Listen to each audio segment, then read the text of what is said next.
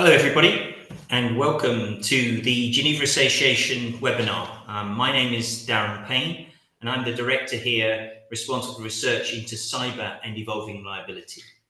And today's webinar is going to be the topic of cyber risk accumulation and how the insurance sector is responding to the new threat landscape. The motivation for this webinar arose out of a report that we prepared and published last November entitled Fully Tackling the Insurability Challenge. You can see from this slide that it's available on our website. But the aim of today's webinar is not to fully summarize what's in the report. Instead, I'd quite like to engender a bit of a conversation about some of the themes that we developed within that report, and in particular, how the cyber insurance market has developed and can develop further to cope with larger and more sustainably risks that are out there. Fortunately, I'm joined today by some experts that can help me in that conversation. In particular, I am joined by Simon Heather from Gallagher Re, who's head of cyber catastrophe modeling at the broker Gallagher Re, and also by Max Perkins, who's head of strategy and innovation for cyber and technology at Axis Capital. And hopefully between us, we'll have an interesting conversation about some of the topics around cyber accumulation. But before we get into that, a little bit of housekeeping. We're conscious of Zoom fatigue, so the seminar itself, or the webinar I should say itself, will last 45 minutes. And we're going to keep it short and punchy, but the aim is if we want to make this interactive with the audience. So if you have any questions that strike you as the webinar is progressing, feel free to type them in the Q&A box. And I, as the moderator, will try and weave them in where relevant to our discussion, but also maybe allow time at the end for some dedicated Q&A. I should also say that this webinar is being recorded. So links to the recording will be made available sometime after the session today, in a few days' time, together with any of the slides that we're showing today. So before I get into our conversation with Max and Simon, I wanted to set the scene and exploit my moderator's privilege somewhat by trying to think about what is the actuarial challenge in quantifying cyber risks. And to do that, I want to think about, to start with, how you would traditionally cope with quantifying risks in insurance world. And normally, if an insurer writes some insurance policies, they can look to information on past losses to think about the number and the severity of the potential losses that might well be faced going forward. And they can appeal to that information to generate reliable estimates of the probability distribution associated with the frequency or the severity. Think about the number of auto accidents and the associated costs that might arise, or the potential insurance claims that might arise from a fire or flood. We're trying to think about the frequency and the severity of those types of incidents and what probability distributions we can use to model. By combining those two frequency and severity distributions, we can go on to develop the aggregate loss probability distribution, which is essentially the forward-looking assessment of what the potential losses that an insurer or reinsurer might well face and at what probability. And you can see in the various metrics, once you have the aggregate loss distribution by combining the frequency and severity, you can read off routine metrics like the expected loss on your portfolio, but also maybe the value at risk, which measures the sort of minimum loss, insured loss that you're likely to face on this portfolio at a given percentile or confidence level. And you can think about those value at risks at different percentiles beyond well into the tail as giving you some notion about the exceedance probability curve, or equivalently, what the return period is associated with that type of peril and the insurances that you're offering against that peril. Now, if you think about this in the context of cyber, things are a lot more complicated for at least 4 reasons, it seems to me. First off, the history of losses we've observed on cyber, certainly within this cyber insurance world, is sparse. We do not have a great deal of data about, certainly about the extreme losses. We have been collecting more data about the sort of routine cyber hygiene related losses, but the extreme losses is still pretty sparse in our data sets. Secondly, it's not even clear to me that even with more data, it's not clear that the past is necessarily a good guide to the future. Cyber is a highly dynamic risk.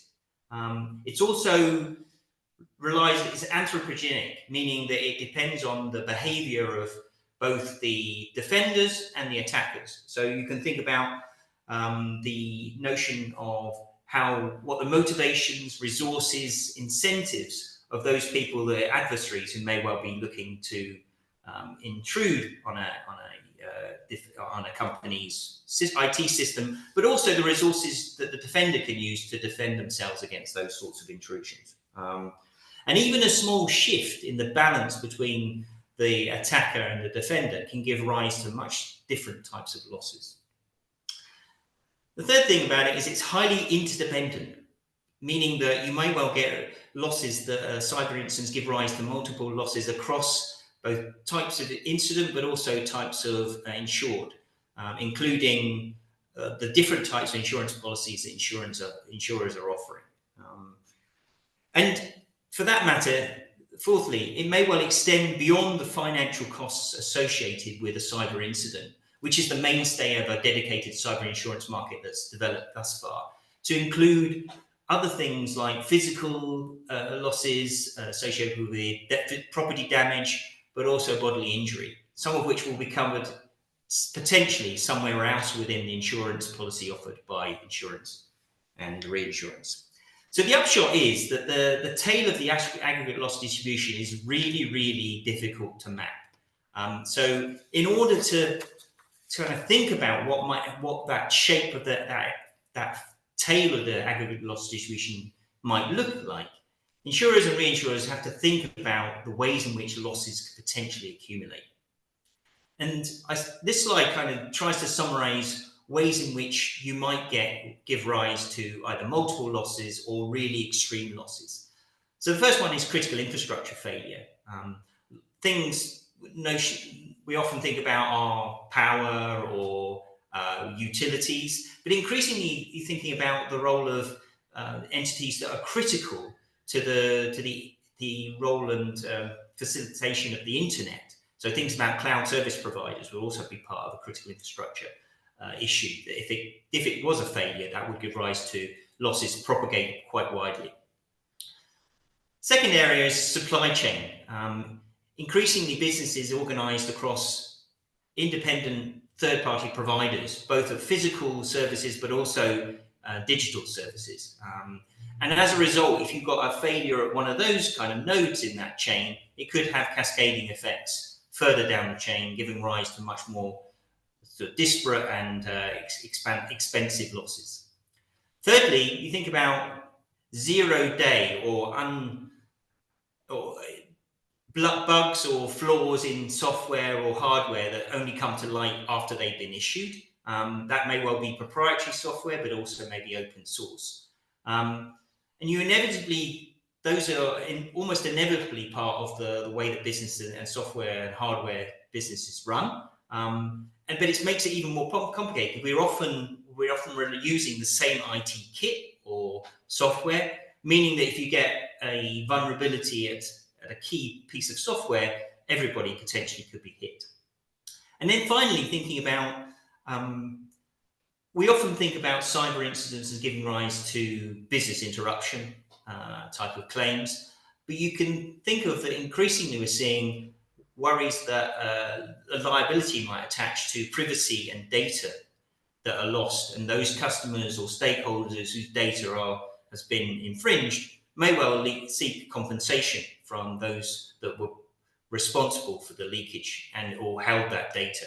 And so those companies have to take on board the fact that there may well be liability claims that are associated with a data or privacy breach. So those are the sorts of pathways toward loss accumulation. On the other side of the ledger, I think you need to think about, well, there may be reasons for the incidents not to aggregate as much as people would potentially envisage. First off, individual firms' cyber hygiene is a natural defense to protect themselves against escalation in individual losses. And that includes potentially relying not only on single vendors, but maybe having a multi-vendor strategy, including a multi-cloud approach. Secondly, those infrastructure providers and themselves thinking about ways in which they can identify and remedy vulnerabilities and weaknesses in the offering. Similarly, law enforcement and national security agencies are always deploying technical and diplomatic ways in which they can pursue cyber adversaries and disrupt their business models and hopefully limit the spread of attacks. And then finally, you have these sort of structural IT circuit breakers, which I'll give an example, which probably is most obvious, which is thinking about the cloud service providers. They invest heavily in the reliability and resilience of their services, and they try to design their systems so that there will be natural circuit breakers that don't allow an intrusion to spread or disrupt more widely. And collectively, these sorts of what I call disaggregating factors, they are going to potentially limit the geographical and sectoral footprint of a cyber incident and lower the associated interruption and damage to assets. They may also mean that you may well have some types of incidents that give rise to temporary and reversible types of damage, unlike other perils where you may well see that there's some permanent this impairment of the asset. So against that backdrop, what happens is that the insurers and reinsurers have to balance those aggregation and disaggregation factors to come to an idea of exactly what their aggregate loss distribution might well look like. And as a result, given that what I said about that distribution is very hard to map, typically what happens is primary insurers, they will look to limit their exposure through tightly defined policy wordings, sort of restrictive coverage, including not offering coverage for certain types of incident. Most obviously, some critical infrastructure is not included. There's a failure of critical infrastructure is not included in dedicated cyber insurance policies. But they would also look to think about ways in which they can parcel off some of that risk to reinsurers. They can, and indeed, up to more than 50% of in cyber insurance is often ceded to a reinsurance market. But there's obviously limits on what the insurance or the reinsurance sector can absorb. There's limited capacity. So that ultimately you have a situation where there's just a capacity shortage, potentially, relative to the size of risks that we may well be running on cyber. So the fundamental question is, how can we, as a sector within the insurance and reinsurance sector, boost that available capacity? And to help me illuminate, I'm now going to turn to Max and Simon to kind of think about some of the things we might do to increase that capacity and broaden the scope of cover. So maybe we can start off with Simon. Given I made a big play about the actuarial challenge associated with modelling cyber risks, maybe you could just give us your perspective on the current state of cyber risk modelling, especially the modelling of those catastrophes or the extreme risks in the tail. Yeah, sure. Thank you for the introduction. So I'm not going to go into the background of how the fundamental frameworks of CAT modelling, cyber models look and feel very much like NatCat models, so should be familiar to most. I think how they probably differ from NatCat and also from themselves, the sort of the main model vendors, is kind of how they define events, which coverages they capture, and also how they utilize sort of technographic or sort of the more technologies to augment or enhance the data. Probably most connected to sort of the issues with the tail is event definitions and scenarios built into the model do differ quite significantly. Even down to, I'm going to say, a fairly simple event like a cloud outage, you can get some quite significant variance between the models in outage lengths or coverages impacted or the number of companies captured within that footprint. But then, and also some of the models don't yet capture all the types of coverages the industry is offering. I think coverages themselves, and you've touched on it a bit in the introduction, are changing rapidly, and some of the models are struggling to evolve and sort of keep up with some of the more broader or detailed coverages. We've seen some clients with 26 plus coverages on their policies, yet within the models, some only have 5. But I think for me, an area which is quite useful and to distinguish the two is use of this technographic data. So some of the models, they scan, scan the web, they pick up individual company vulnerability signals, and they can build that within the model. So you can get a detailed view of your company's portfolio and things like patching rates or open ports, risk factors which may differentiate that risk from others in your portfolio. The accuracy of that in the models are probably still questionable in some cases, and some of the model vendors have yet to really incorporate it at all. So you're kind of getting this differentiation between the three. And just to follow up, we had a question already. Would you bucket some of those as non-modelled risks? How are the models coping with non-modelled risks? If that makes any sense, what are they essentially saying we can't capture? I think there's quite what we would consider from the NatCat world non-modelled risks. There's still a very broad scope of non-modelled. I think cyber is evolving so quickly. What is classified as non-modelled as a threat could change through an introduction of new technologies or general adoptions. I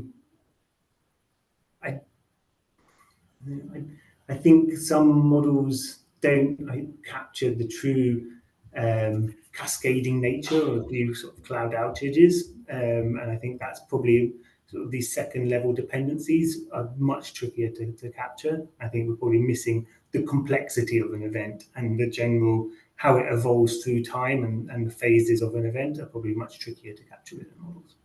Yeah.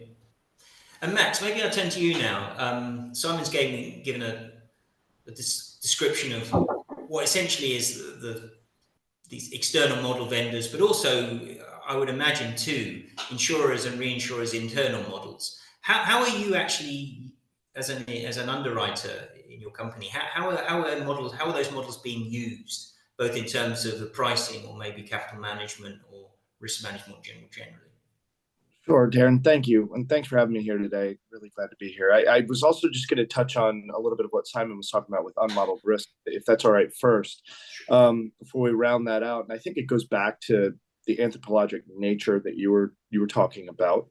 But when we write about it and think about it, we sometimes take it maybe a step further because it goes beyond the human capacity. Because I think, Simon, as you were talking about, the complexity of this risk then goes into the technology, which is driven by humans and who are writing it, but the technology then can begin to take its own path.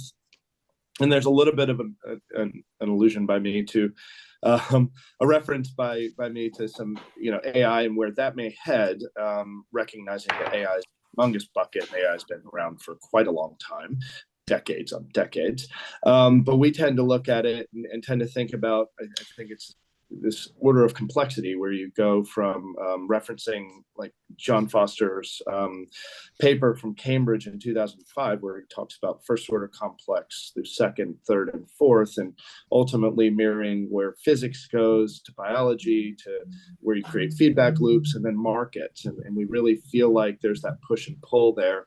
And so what are we doing about that non-modeled risk?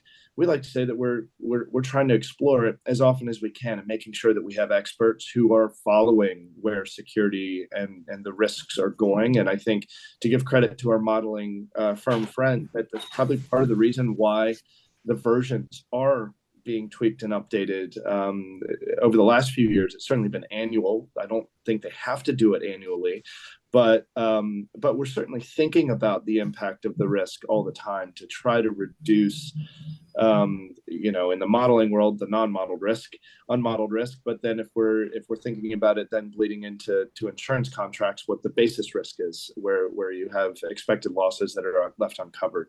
Or the opposite. So I think we're constantly thinking about that. And so then it goes directly to your question, Darren, about what are we thinking about here, and how are we using these models to manage our capital? I'd like to think that all of us are constantly concerned and have been now for decades about making sure that we hold sufficient capital. We're all subject to whatever regime it might be, whatever market you're participating in, whether it be Lloyd's, your own insurance organization, which is then dealing with some sort of a rating model, whether it's S&P, Moody's, Fitch, etc., and to make sure that you are doing your best to hold the right capital against the risk. And how are we going to do that? Well, we can't just put a finger in the air. We do need to use the models. We are ingesting information from our reinsurance brokers and whatever views that we can take in from them. We do subscribe to model vendors themselves directly. And then I will say, I think that really sophisticated organizations take it a step further and make sure that they have their exposure management teams who probably until 4 or 5 years ago were solely focused on Nat Cat and working that space very routinely.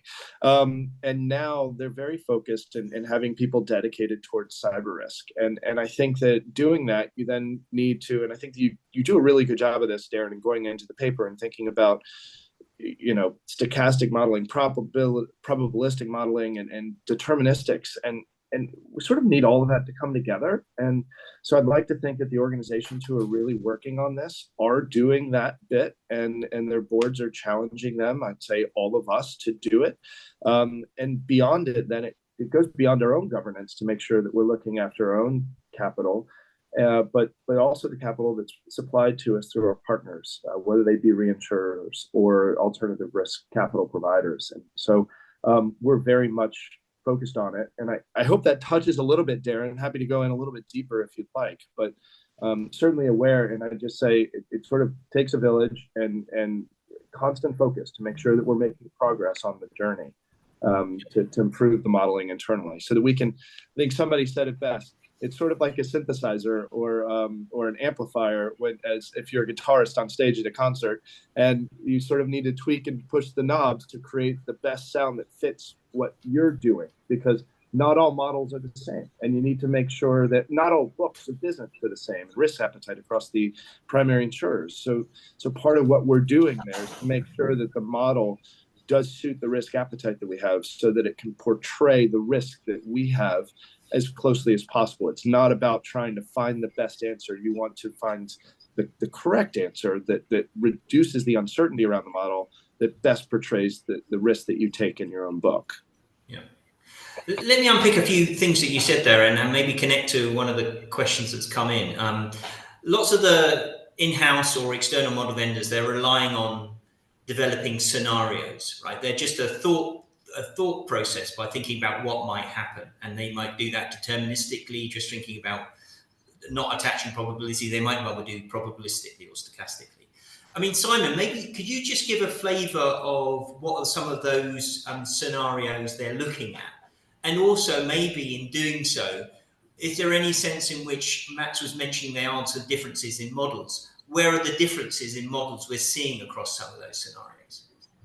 Yeah, no, I also just want to pick up something that Max was saying about having to validate these models and bring them in line, and annual updates. And this is, I've had to, I made the move from Nat Cat a few years now, and I've realized I've kind of, now a lot of my role is encouraging other people to do the same, like holding their hand while they realize that the world of cyber is still perhaps a little bit behind and needing a bit of a catching up in the modelling world. But there are a lot of problems, I think, with the annual updates, especially when they start touching the capital models, because I don't think anyone wants to spend all their time validating cyber models to then just have to revalidate them a year later, to then also, as soon as they're within the solvency regulations. But also, I think an issue we're facing is the models are still very sensitive to primary data inputs. And I think this is probably touching on the question you asked me, Darren. Is we can make some slight adjustments to size, sector, and jurisdiction, and all the models behave very erratically and very differently. So even within a simple validation framework, you're sort of finding it very difficult to figure out what is the true modeled output and what is a bit of noise. And in terms of the scenarios they're capturing, some are quite distinct in what they define each event to be. Some treat cloud as purely cloud, but some treat cloud as an element of ransomware or a data breach element. So trying to pick apart the events within the elements within that event and to be able to validate it is tricky.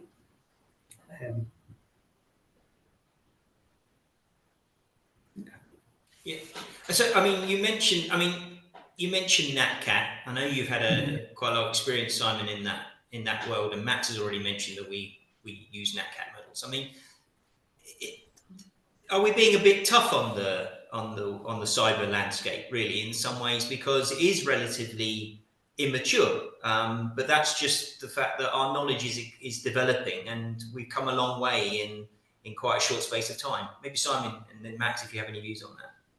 We have high expectations of cyber models. I think Solvency II has been around a decade now. People have been validating models then.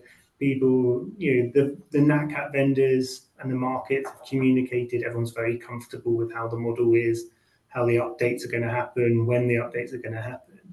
But I think they kind of maybe forget that cyber is not NatCat. It doesn't follow, like I said, it's the behavior of the event can change quite quickly depending on geopolitical issues. So I think we may have got comfortable in the NatCat world with the accuracy or the reliability of the models, and we may have forgotten that when you're coming across a forward-looking risk like cyber, that you've got to adapt more. You've got to be more flexible, a bit more pragmatic, and develop and employ a bit more expert judgment when you're looking at these models. So I think I wouldn't say we're a bit overly harsh on the cyber models, but I think we're coming at them perhaps with an expectation of a different expertise. An expertise in NatCat is not always directly translatable to the cyber models. Max, anything to add? Yeah, just agreement, really. I wouldn't disagree with what Simon's going there. I think that we do need to hold ourselves to a high standard, and we need to keep pushing. I would just say we can't really let our guard down here, and we need to continue to put investment into the modeling. And I go back to something that Simon was saying. If you can recruit your friends, bring them in, because we really do need more people focused on the challenge. And I think that, it's not just to the modelers, but it's the folks who are interrogating the scenarios themselves. I think it's actually something, Simon, I'm curious to hear your view on. I think as we think about the scenarios, it's challenging them and making sure that we think about the scenarios and then apply, as you were saying, Darren, sort of the terms of the insurance against it and our risk appetite, what's included, what's not included. But my concern sometimes is that, perhaps maybe we overthink the scenarios and we go a little bit too far down rather than capturing sort of the bulk level and thinking about the scenarios that actually impact the cap, sort of the range where you should be working your capital function. And what I mean by that is, rather than thinking about the 1 in 5,000 year event, should we be thinking as closely as we can and really interrogating those 1 in 100, 1 in 200 sort of events, and recognizing that the 1 in 1,000, 1 in 5,000, they're out there, but we do need to keep in mind that that's an impractical way of running a business and sort of modeling the risk, and it's not to just ignore it. Again, like I said earlier, my view is really about finding the right answer if we can. But just curious to hear your views on that, Simon. If you think I'm wrong there, where we shouldn't be diving too far down. I think that's what I mentioned, the pragmatism involved in when you're evaluating these models. We have a lot of questions around plausibilities of the scenarios, and I think this is possibly where in the industry we may lack a bit of the cybersecurity threat level of understanding, or at least spread evenly across the market. Some of the smaller carriers definitely are still building these resources, but it's quite difficult, I think, to recruit them into the market. So sometimes understanding the scenario from a pure base hazard approach and understanding whether it's still a plausible event is one challenge. And then people come around and go, is the size reasonable? Is this sort of event loss expected, or is it kind of oversized within the model? And I think that's a challenge as well. We don't have the historical precedents, and also historical precedents may not always predict the future. We're working a lot with doing counterfactual approaches as well, because there are a lot of near misses. So, some people look for the big events that have happened in the past and go, what happens going to happen today? But actually, there's lots of very small events that kind of almost happen recently, and you can just tweak and make them worse to kind of see what could have become a cat event recently. And I think that allows you to avoid some of the elements of implausibility within the scenarios. And it's a tricky one. Yeah. And that's where I say I applaud the work that you're doing there on the counterfactuals and thinking about the on-leveling that's required against some of the historical events. But then the question comes, because there is, like I said, recruit as many of your friends as possible. But it implies that there's a resource challenge really towards this subject, and so then you're left with trying to prioritize the work that you're going to do, and that to me, Darren, is really the, is there a concern about the models? Sure, there always is, and we should never let go of that. I think to me right now it's just a matter of trying to work out what the best priorities are in order to make sure that we use the resources we have to tackle it in the right step process here. Well, let's shift gears a little bit and go drift a little way away from models. There's a number of questions that have come up about current capacity, risk absorbing capacity.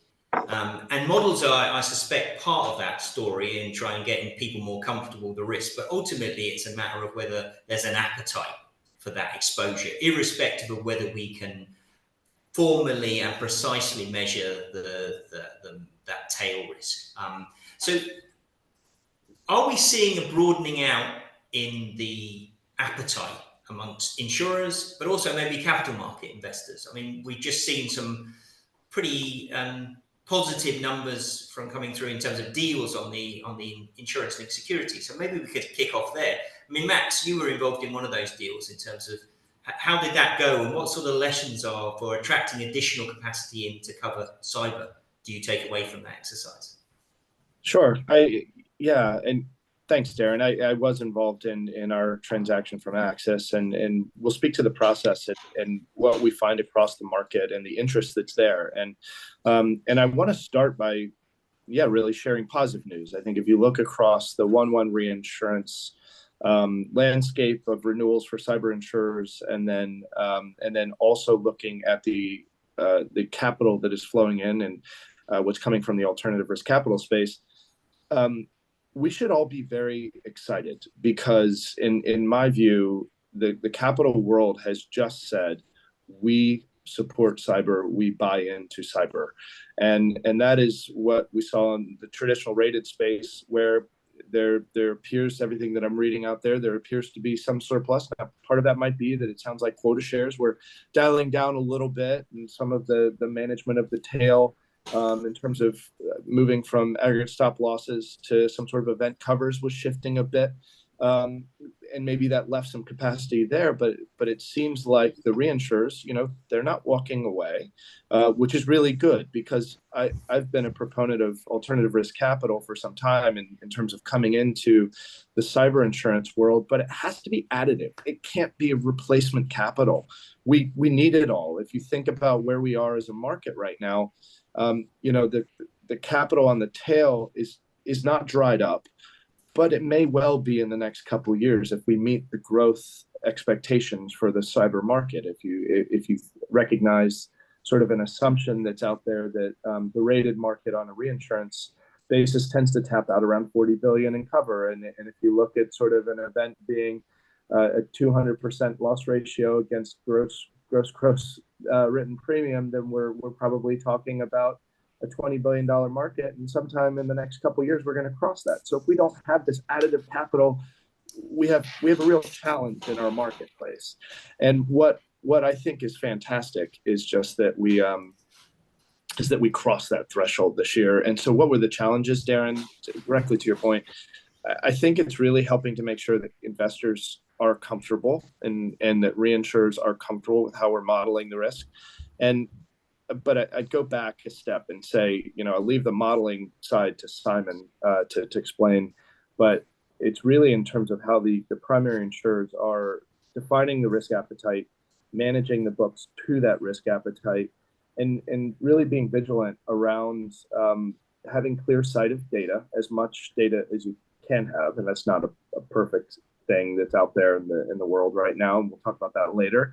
But then, really adhering to your underwriting standards and making sure that you're explaining that as clearly and as transparently as possible. And from that, we felt in the process that there was a warm reception. So I don't think it was just that investors and reinsurers are sort of saying, yeah, let's just put a little bit down and see how this goes. I really do think there's a willingness and a wherewithal to back this market. Simon, did you have anything from either pick up on either the ILS, sort of the use of models within ILS, but also more broadly about how some of the data that you need to kind of calibrate some of this risk might help inform investors, but already reinsurers and insurers about the nature of the risk? Yes. And I can, from a modelling side, I can sort of say, although we saw this flurry of cat bonds and ILW placed in the run up to 1/1, but that really was the cumulative efforts of many years. There was a private bond placed a year ago, and actually that was landmark because it's the first time we got multiple investors to agree on the same terms.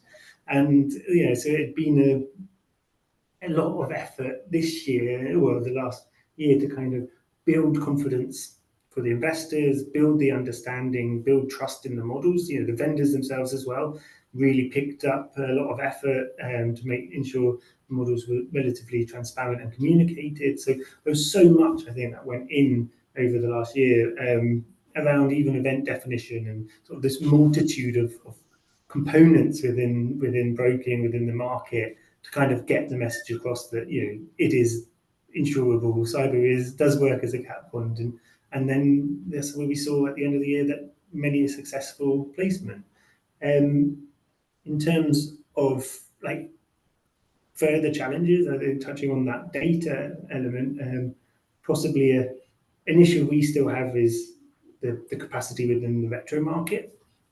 I think is kind of limiting to how we're sort of seeing probably bottlenecks in being able to expand the market, but kind of comes down a bit to the level of data they're demanding. It's sort of outstripping the level of data we're actually receiving from the other reinsurers or the direct markets. So, and whether that's pure exposure data captured in a kind of reasonable way, or sort of claims data where they can sort of track the price based on experience, we're seeing the bottleneck there is probably our focus of capacity management going forwards.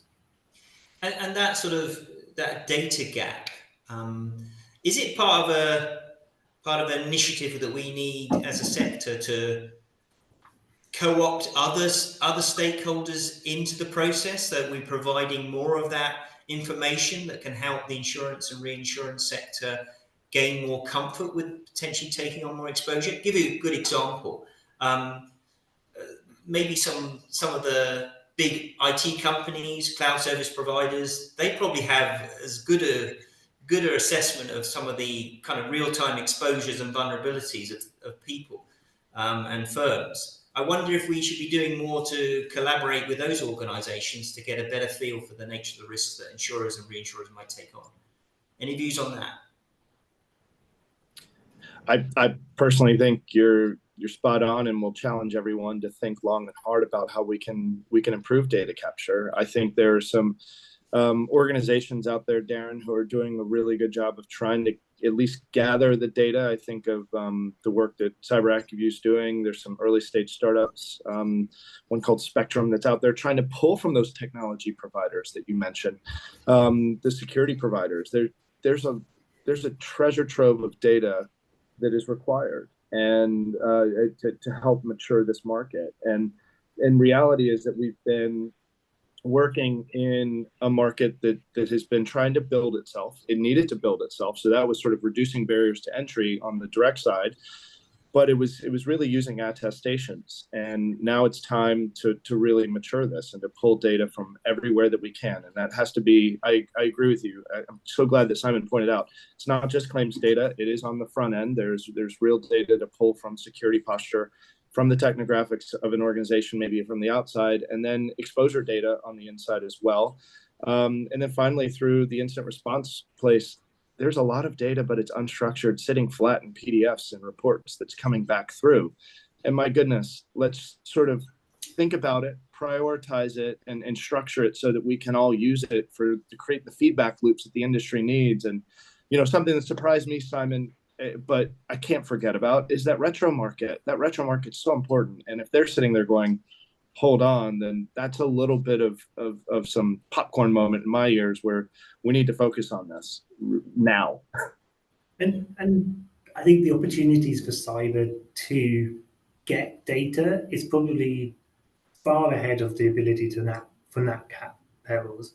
So I think we have a good opportunity, whether it's directly monitoring the clouds and doing scanning ourselves.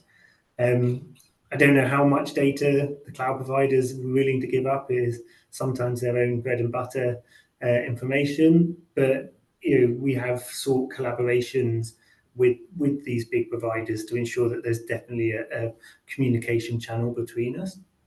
But there are multitudes of outside-in scanning technologies out there. There's also pushing towards more inside-out scanning technologies. That's more like your telematic type approach to insurance, which the data can be significant quickly if we just engaged. I think this would really help.